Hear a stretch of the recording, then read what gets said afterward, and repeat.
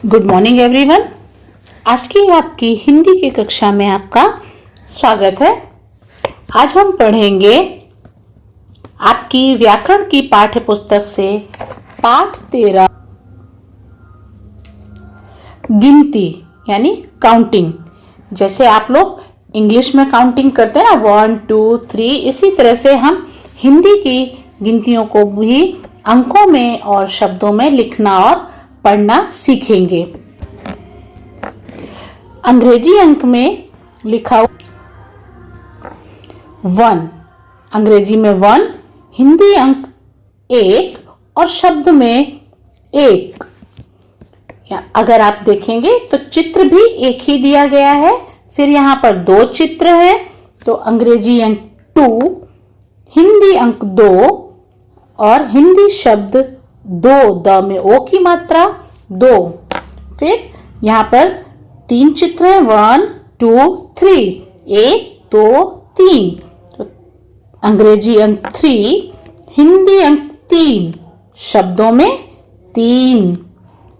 के बाद 1 2 3 4 यानी 1 2 3 4, अंग्रेजी अंक 4, हिंदी अंक 4, शब्दों में लिखेंगे 4। 1 2 3 4 5, अंग्रेजी अंक 5, हिंदी अंक 5 इस तरह से लिखते हैं। और 5 इसे हम प के ऊपर चंद्र बिंदु, ये मात्रा को हम चंद्र बिंदु पढ़ते हैं। ओके, फिर 1 2 3 4 5 6 यानी 1 2 3 4 5 और 6, तो 6 6। और शब्द में जब हम लिखते हैं तो लिखते हैं 6 यानी 6 और ह 6।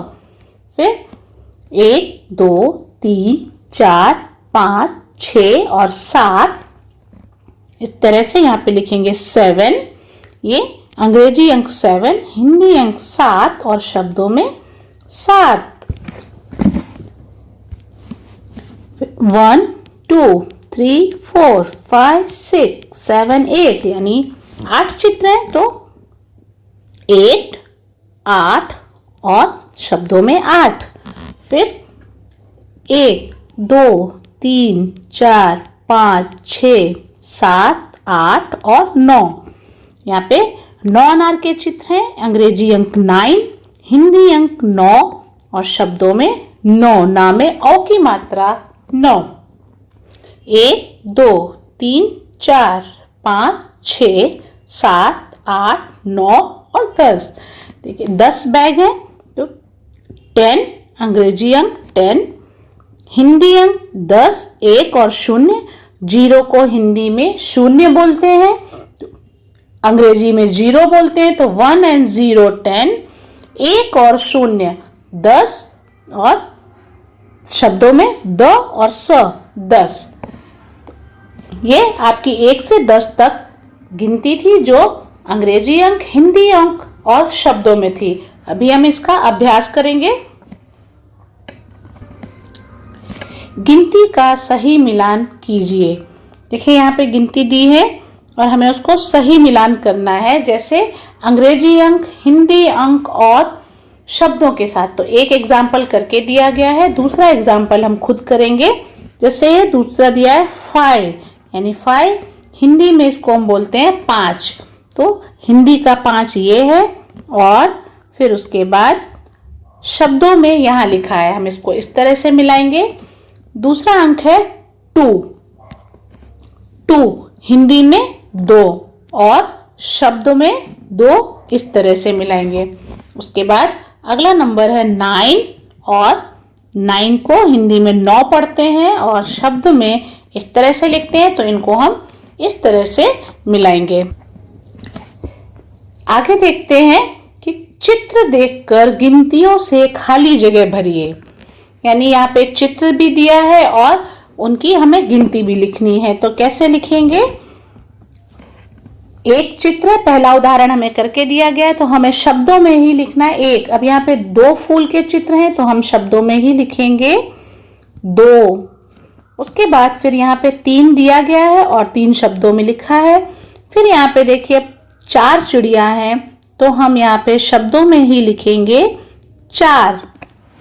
उसके बाद 5 लिखा हुआ है, 6 लिखा हुआ है तो अगला अंक देखिए कब कितने हैं, यहाँ पे 7 तो हम शब्दों में ही लिख देंगे 7। उसके बाद आइसक्रीम, आइसक्रीम कितनी है 8 और फिर वापस से कुछ चिड़िया हैं यहाँ पे, 8 के बाद कितना आएगा 9 तो हम इस तरह से यहाँ पे शब्दों में ही लिखेंगे 9।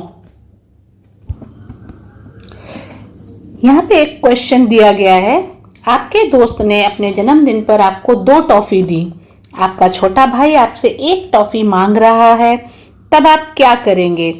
तो ये एक सिंपल सा मूल्यपरक प्रश्न है। मूल्यपरक अर्थात सिंपल नॉलेजेबल कि आप क्या करेंगे आपके बारे में जानने के लिए, आपके व्यक्तित्व के बारे में जानने के लिए।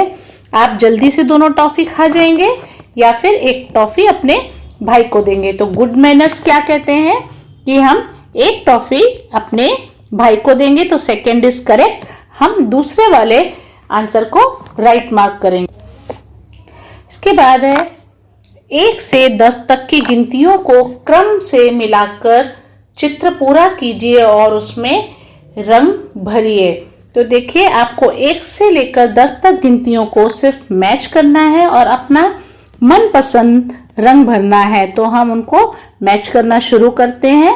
1 से 2 तक जाएंगे, फिर 3, 4, 5, 6, 7, 8, 9 और 10। देखिए ये चित्र पूरा हो गया। अब इसमें आप अपने मनपसंद रंग को भर सकते हैं। अब आपको आपकी हिंदी की नोटबुक में इस तरह से लिखना है, अंग्रेजी अंक, हिंदी अंक और शब्दों में। व्याकरण पार्ट में ही लिखेंगे। आप एक पेज पे 3 कॉलम बनाएंगे, एक तरफ अंग्रेजी अंक लिखेंगे जैसे 1, 1 और 1 शब्दों में, 2 फिर 2 और 2।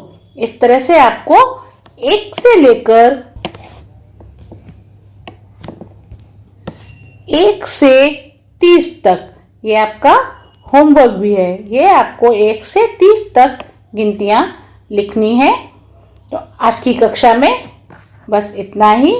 तब तक के लिए स्वस्थ रहिए, सुरक्षित रहिए और घर पर रहिए। धन्यवाद।